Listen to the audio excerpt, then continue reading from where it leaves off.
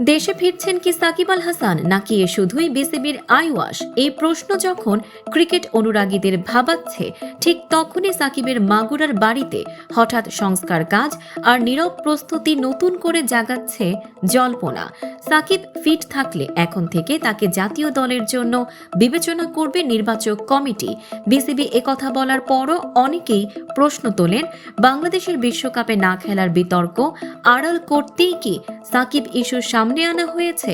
তবে এবার সরজমিনে সাকিব আল হাসানের মাগুরার বাড়িতে গিয়ে পাওয়া গেছে ভিন্ন ইঙ্গিত। শহরের সাহাপাড়ায় অবস্থিত সাকিবের বাড়িতে চলছে পরিষ্কার পরিচ্ছন্নতা ও প্রধান গেট সংস্কারের কাজ।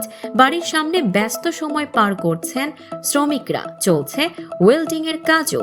সেখানে কর্মরত ওয়েল্ডিং মিস্ত্রি মাসুদ জানান, শুনেছি সাকিব আল হাসান আসবেন, তাই আগেভাগে বাড়ির গেটের মেরামত করা হচ্ছে। এই বক্তব্য নতুন করে আলোচনায় এনে দিয়েছে সাকিবের দেশে ফেরার সম্ভাবনা। যদিও এ বিষয়ে নিশ্চিত হতে পরিবারের সদস্যদের সঙ্গে যোগাযোগের চেষ্টা করা হলেও কাউকে পাওয়া যায়নি।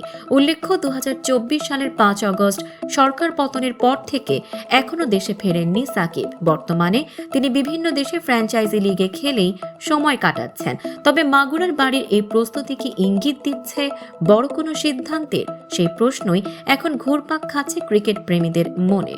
দর্শক, সাম্প্রতিক ও চমকপ্রদ সব খবর পেতে ফলো করুন আমাদের ফেসবুক পেজ CB24 টিভি এবং সাবস্ক্রাইব করুন ইউটিউব চ্যানেল CB24 অফিসিয়াল।